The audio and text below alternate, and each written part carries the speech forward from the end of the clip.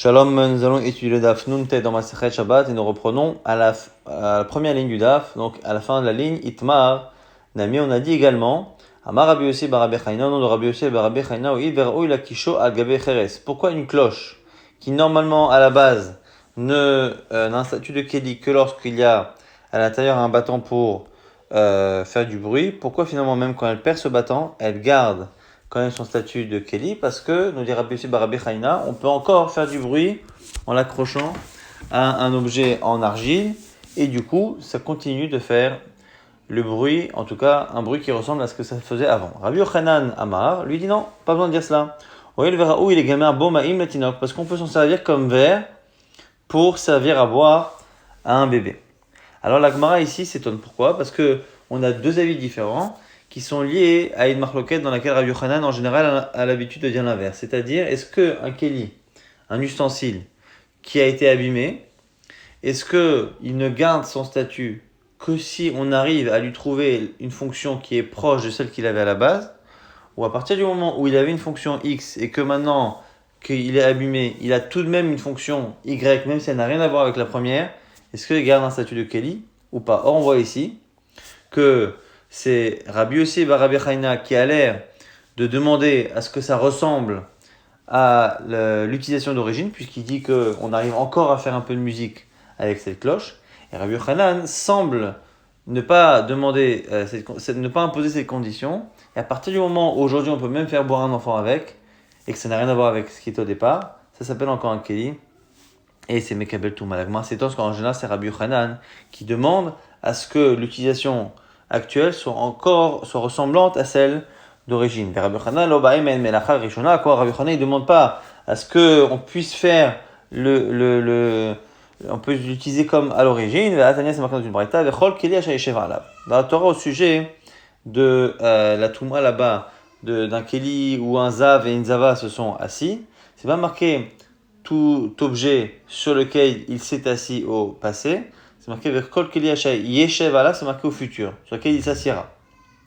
Et le fait de parler au futur, Rachid nous dit que c'est là qu'on fait une racha.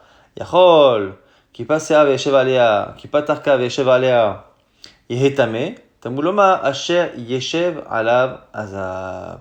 Mishem yuchal yesheva yetzeze shomrim lo, amov venase melartenu. On aurait pu penser qu'on prend n'importe quoi, même de la récolte, n'importe quoi qu'on prend, qu'on utilise et qu'on assoit dessus, à partir du moment où on s'assoit sur quelque chose qui à la base n'était pas prévu pour, on aurait pu penser que c'est tamé, il faut quelque chose qui à la base était prévu pour qu'on s'assoie et qui à la fin continue d'être utilisé pour cela. Si ce n'est pas l'utilisation d'origine, ça ne garde pas son statut de keli. Dans le verset, on parle effectivement du zav ou du zava, donc deux personnes qui ont une impureté à cause d'un écoulement et qui s'assoient sur la chose. Et là-dessus, donc sur cette variété, il y a une marloquette. Rabbi Lazar Omer bemadresot omrim amod venaase melartenu. Cette logique de dire à un keli, tu n'es pas un keli si tu ne peux pas faire le travail pour lequel on t'a créé, eh bien cette logique qu'on déduit du verset selon Rabbi Lazar, elle n'existe que par rapport à la Toumat Zav Vezava. Pour Zav Vezava, comme c'est marqué dans le verset, effectivement, si on ne peut pas l'utiliser comme à l'origine, ça n'est plus un keli, ça n'est plus tamé. Rabbi Yochanan, Ama, lui pense que Af, Omer Betame Met, on dit même ça dans un cas de Toumat Med. Donc, quel que soit le type de Touma d'impureté, on estime qu'un ustensile est un ustensile seulement si l'objet est utilisé avec quelque chose qui ressemble à l'utilisation d'origine. Sinon, que ce soit une impureté liée à la mort, une impureté liée à Zav, Vezava, ça n'est plus un Keli et ça ne peut plus recevoir la Touma. Donc, c'est contradictoire avec ce qu'a dit Rabbi Yochanan par rapport à la cloche. Et parce que lui avait l'air de dire que ça suffisait qu'on l'utilise pour faire boire un enfant. La Gemara a dit, comme c'est contradictoire, il pour Kamaïta. T'as qu'à inverser la première marloquette. Rabbi Yossi bar Rabbi Chaina et Rabbi Yochanan, ce qu'a dit l'un, c'est l'autre qui l'a dit inversement. La Gemara dit, mais attends, il y a une contradiction entre deux marloquettes. Pourquoi tu inverses la première? Tu modifies la première. Et pour Batraïta, moi je te propose d'inverser la seconde. La Gemara s'explique. Parce que par ailleurs, on sait que Rabbi Yochanan nécessite toujours que l'utilisation future ressemble à celle d'origine. Pourquoi? Détaillé, c'est marqué dans une braïta. Sandash el behema. Donc une protection pour les sabots, les pieds d'un animal. Shel matechet, si c'est en fer. Donc les fers qu'on met à un animal, eh bien c'est tamé. Ça on peut recevoir de la touma. Et c'est étonnant parce que nous on sait que ce qui est un ustensile pour un animal, ça ne reçoit pas la touma, sauf si c'est utilisé par l'homme. Là, on m'a posé la question, le maïchazé. Amarav, Rav dit, Raoui lishtot bomaim memilchama. Parce que en temps de guerre, si vraiment on a besoin, on peut utiliser ces fers là pour animaux pour mettre de l'eau et boire. Rabbi Chaina Amar Raoui dasur boshem memilchama. Rabbi Chaina dit non, on peut surtout s'en servir pour mettre de l'huile et s'enduire d'huile si on a besoin, là aussi en temps de guerre. Rabbi Yochanan Amar, non. Bish'a shiborach min hakerev, menichot baragla veras ala kotsim vers la barkanim. Lui dit qu'en temps de guerre, quand on a besoin de fuir rapidement parfois et qu'on doit marcher sur des endroits avec des ronces, eh bien on peut mettre ces fers aux pieds pour se protéger. Donc on voit que Rabbi Yochanan n'accepte pas le fait de dire que ça s'appelle un keli si l'utilisation qu'on en fait n'a rien à voir avec l'utilisation de base qui était de les mettre aux pattes d'un animal. Il faut que ça ressemble et qu'on les mette aux pieds d'un être humain. La Gemara au passage conclut en donnant la nafkamina qui est entre chacun. Ma ben Rav et Rabbi Chaina. Pourquoi Rav il a dit de l'eau, Rabbi Chaina il a dit de l'huile. Et kabenayu des maïs. La nafkamina c'est si c'est dégoûtant. Si c'est dégoûtant, s'il est sale, il ne va pas boire avec. Et donc selon Rav, c'est pas un keli, selon Rabbi Chaina aussi pour mettre de l'huile pour le corps, là on pourrait mettre. Rabbi Chaina et Rabbi Chaina, maintenant, ben Rabbi Chaina et Rabbi Chaina entre Rabbi Chaina et Rabbi Chaina, et kabenayu diakir, quand c'est très lourd, quand le fer est très lourd et qu'on peut pas les mettre au pied, eh bien sur Rabbi Chaina on pourra pas fuir avec, donc c'est pas un keli. Alors que si c'est pour mettre de l'huile, il y a pas de problème. Velo be'esh shaza'av, on a dit dans la Mishnah, une femme ne peut pas sortir avec ce qu'on appelle une ville en or. Maï be'esh shaza'av, c'est quoi cette ville en or?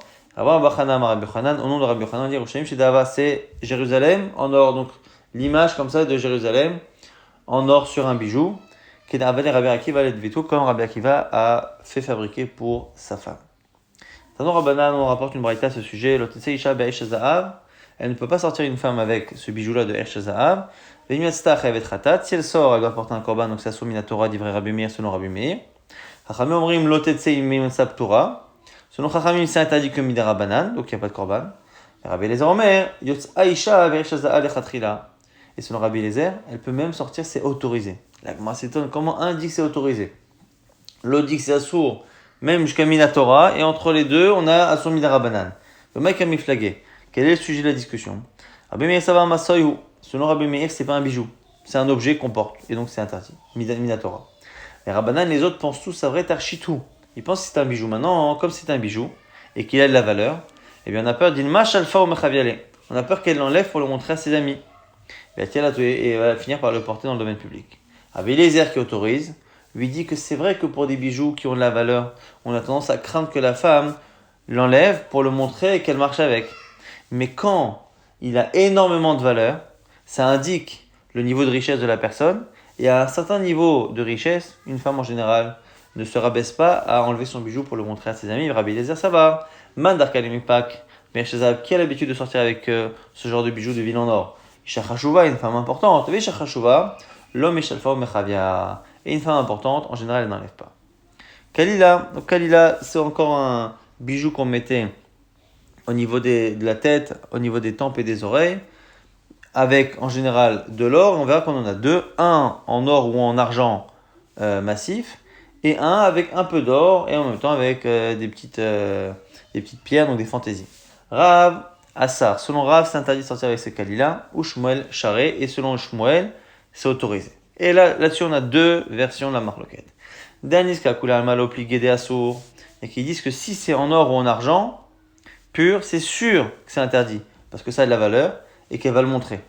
Qui pliguait la discussion entre Rav et Shmuel, où Shmuel autorise, eh bien, c'est simplement des harukta, dans le cas où il y a du tissu, dans le cas où il y a aussi des pierres, et il y a aussi de l'or ou de l'argent. Marsavar Aniska et car, un pense que c'est le métal précieux qui est le principal, et donc il faut encore interdire. Marsavar Rukta et car, et l'autre pense que c'est le reste qui est essentiel, et donc ça n'a pas autant de valeur que ça, et donc on ne craint pas qu'elle va l'enlever. Ravashi lui dit autre chose. Maintenant la Kula, lui, il décale la marloquette vers la Kula, c'est-à-dire d'Arukta de Kula Alma l'obligé des charrés. Que lorsque ce n'est pas que de l'or ou de l'argent massif, tout le monde est d'accord, mais tout le monde est d'accord que c'est autorisé. tout le monde dit que c'est autorisé. Qui pliquait la marloquette, elle est des aniska quand c'est de l'argent ou de l'or massif. Mar savar din machal forme mechavia. Un pense que du coup, à cause de la valeur, on a peur qu'elle le sorte, qu'elle le montre. Va-t-il attouiller? Ou Mar savar, l'autre pense, mandar kalimpak bekalila, qui a l'habitude de sortir avec ce genre de bijoux? Isha Chachouva, une femme importante. Visha Chachouva, lo shalfa mechavia. Comme on a dit tout à l'heure pour Rabbi Eliezer, une femme n'enlève pas pour montrer à ses copines. Amaner Rav Shmuel bar Bachana, le Rav Yosef.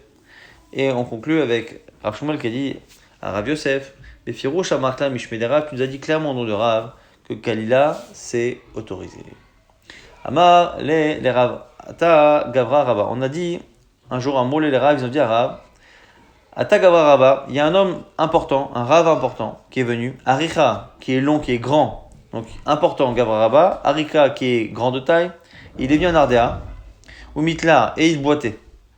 Et cet homme-là, ce grand Rav, grand de taille et qui boitait, a dit Vedarash Kalila Share. Il a dit que ce Kalila, les femmes peuvent sortir avec. Au passage, on se pose la question, donc c'est qui ce fameux grand Rav? Rav, il a déduit Amar, Man Gavra Rabba Rika de Hitler. C'est qui? Un Rav grand de taille qui boite, c'est Lévi. Shamina Nachnafshe de Rabbi Afes. S'il vient à Nardea, c'est que Rabbi Afes est décédé. Et Rabbi Chanina Beresha, et on a nommé Rabbi Chanina là-bas à la tête de la yeshiva. Velo avalainish le Levi le mitav gabe, et il n'avait personne avec qui étudier Vekate le Acha. Et il est venu ici. Donc on nous explique ici, Rachid nous explique bien que dans Maseret Ktuvot, on nous dit que Rabbi, lorsqu'il est niftar, Rabbi Udanasi, c'est Rabbi Afes qui l'a remplacé. Et après Rabbi Afes, ça a été Rabbi Chanina. Et donc tant que c'était Rabbi Afes qui remplaçait Rabbi, eh bien, Rabbi Chanina, comme on le verra plus tard, Rabbi Chanina ne rentrait pas au Beth Midrash parce que il ne se sentait pas forcément soumis à Rabbi Afes, donc il ne rentrait pas au Beth Midrash. Et Lévi étudiait à l'extérieur avec lui. Et donc, si Rabbi Afes est décédé, c'est que c'est Rabbi Chanina qui a pris le pouvoir. Si Rabbi Chanina est au pouvoir, ça veut dire que Lévi n'a plus personne avec qui rester pour étudier. Et donc, c'est pour ça qu'il est venu. Ça, c'est la déduction que Rav a fait. La Gemara dit attends. Vedilman nachnafshe de Rabbi Chanina. La Gemara dit mais pourquoi Rav n'a pas déduit que c'est peut-être la Chavruta de Lévi lui-même, Rabbi Chanina lui-même qui est peut-être Nifta. Pourquoi il ne dit pas que nachnafshe de Rabbi Chanina? Et Rabbi Afes qui est des Kaïkaï, peut-être que Rabbi Afes il est encore vivant. La Gemara dit non, ça c'est pas possible. La Velainish le Lévi l'imita gabe que Lévi n'avait plus personne. Pourquoi Vekati lacha imita Rabbi Chanina shachiv Lévi le Rabbi Afes michaf ava chaifle. Il dit parce que l'essentiel c'était aussi une question de soumission. Rabbi Chanina ne rentrait pas au Beth Midrash qu'il y avait Rabbi Afes parce qu'il ne se sentait pas soumis. Si Rabbi Chanina est monté au pouvoir, là Lévi aussi ne se sent pas soumis à Rabbi Chanina et donc c'est pour ça qu'il est parti. Alors que si c'est Rabbi Afes qui reste au pouvoir et que Rabbi Chanina est mort, Lévi ne rentrait pas au Beth Midrash, non pas parce que lui-même il voulait pas se soumettre à Rabbi Afes, mais simplement par compassion pour Rabbi Chanina qui ne pouvait pas rentrer. Mais si Rabbi Chanina était mort, eh bien Lévi serait rentré au Beth Midrash sans problème, puisque Rabbi Afes était plus âgé que lui, et donc il aurait complètement accepté de rentrer au Beth Midrash. S'il ne rentre pas au Beth Midrash, c'est que c'est Rabbi Chanina qui le dirige, et qu'il ne se sent pas se soumettre à Rabbi Chanina. Donc comme il ne se soumet pas à Rabbi Chanina, il ne peut pas rentrer, donc du coup, il se retrouve à partir, puisqu'il ne peut même pas étudier à l'extérieur avec Rabbi Chanina, puisque maintenant il est occupé à gérer la yeshiva. Donc c'est pour ça qu'on nous dit que ça ne peut pas être ça. Parce que Shachiv le Lévi, il est Rabbi Afes, Michaf ou Chaïf. Lévi, il se soumettait à Rabbi Afes. Vétouille en plus, Rabbi Chanina, l'osagé de l'omanir. C'est impossible que Rabbi Chanina meure sans diriger la yeshiva. Pourquoi? Dechiava, Kanicha Nafshe des Rabbi, lorsque Rabbi était pas loin de mourir, il a dit à Ma Chanina, Rabbi Chama, Yati Berosh. C'est Chanina, le fils de Chama, de Rabbi Chama, qui prendra ma place. Et on sait par ailleurs, c'est marqué dans le Maseret Ktuvot, qu'il a refusé, parce que comme il y avait Rabbi Afes, qui était âgé de 2 ans de plus que lui, il n'a pas voulu prendre. Mais il n'empêche que, puisque ça a été un souhait qui a été émis par Rabbi, nous on a un principe, Urti Beo Betsadikim, au sujet de Tzadikim, c'est marqué Vatikzar, Omer, Veakomlar, que ce qu'ils disent d'une certaine manière, ça s'accomplit. Donc c'est pas possible, c'est dit Rav, que le souhait exprimé par Rabbi ne s'est pas exaucé. Donc forcément que Rabbi Hanina doit diriger, donc c'est Rabbi Hafez qui meurt en premier, et Rabbi Hanina qui prend la direction de la yeshiva, et du coup Lévi qui ne peut ni rentrer se soumettre, ni avoir quelqu'un pour étudier à l'extérieur, et donc du coup qui se retrouve à aller à Nardea et qui enseigne Darash Lévi ben Nardea Kalila Share. Quand il enseigne ça, Nafik Aisrin Verba Klile, Mikula Nardea. Dans toute la ville de Nardea, il y a 24 femmes qui sont sorties comme ça avec ces Kalila sur la tête. Lorsque Darash Rabba Baravo à Bemchosa, dans la ville de Mechosa, qui était une ville réputée un peu plus, beaucoup plus riche même, et que Rabba Baravo a autorisé Kalila Share Venafku Tam Nesre Klile Mechada Mevoa. Cette fois, dans chaque petite rue, il y avait 18 femmes qui sortaient avec Kalila, donc 18 c'est moins que 24, mais c'est pas dans toute la ville, c'est simplement dans chaque petite rue. Amar Ravula Amar Shmuel Kamara Share. Alors on dit ici que Kamara c'est une sorte de ceinture avec là aussi des décorations en or. Alors il dit que c'est autorisé. Et il y en a qui disent Kadamreda Rukta, il y en a qui disent que c'est une qui est principalement faite de fantaisie. Amar Safra Midé Dave Atalit Muzhevet. Et il dit Rav Safra, il dit c'est comme un talit, un vêtement sur lequel on a des décorations en or. Mais il y en a qui disent des aniska, que ce qui est autorisé, c'est même le kamara qui est entièrement fait en or. Rav Safra nous dit Midé Dave Avnet Shel Melachim, comme les ceintures des rois qui sont complètement en or. Et Rachid nous explique que les Bnei Israël sont appelés eux-mêmes Bnei Melachim, des princes, donc c'est possible qu'ils en mettent comme le roi. Amarle Ravina le Ravashi. Ravina dit à Ravashi, Kamara, il avait Miané, Maï. Est-ce qu'on peut mettre un Kamara au-dessus de sa ceinture?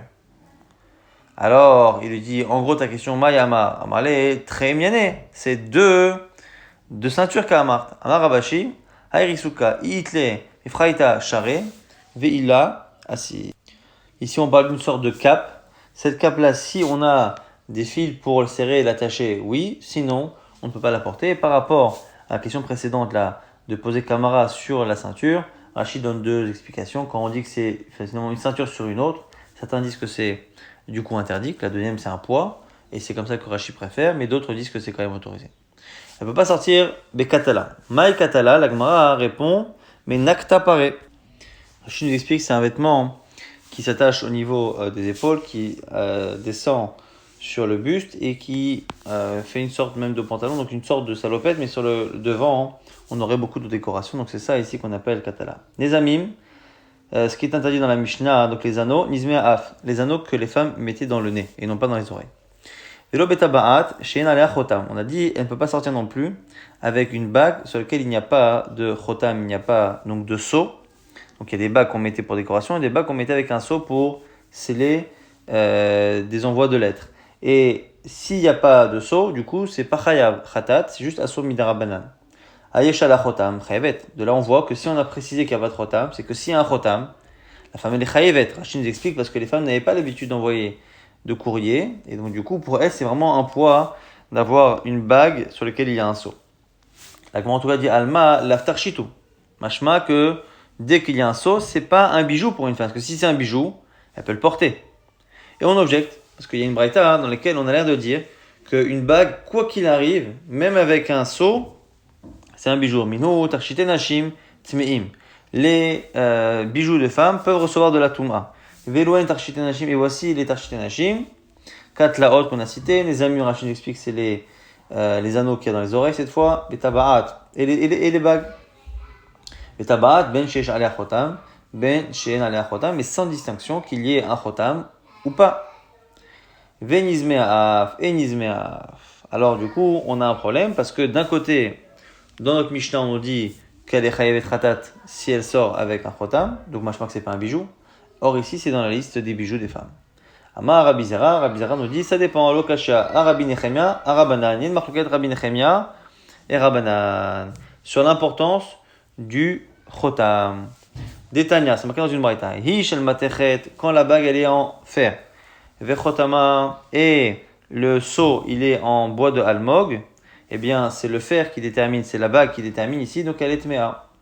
Par contre, l'inverse, hi shel almog vechotama shel matechet, si seul le seau est en fer, eh bien c'est taor, parce que c'est pas le seau qui est le plus important, ça c'est chachamim. Rabbi Nechemia nous dit que c'est tamé. Pourquoi? Parce que c'est le sceau qui est important. Ici, le sceau est en fer, c'est tamé. Car Rabbi Nechemia dit que c'était toujours le chotam qui était le plus important. Et donc, notre Mishnah qui dit que c'est pas tour que s'il n'y a pas de chotam, mais si un chotam c'est chayef ratat, c'est Rabbi Nechemia qui pense que tout dépend du chotam. Et Chachamim, eux ne font pas cette distinction, et c'est pour ça que dans la Braïta, ils disent que quoi qu'il arrive, une bague avec ou sans chotam, c'est un bijou pour une femme et c'est Mekabel Touma.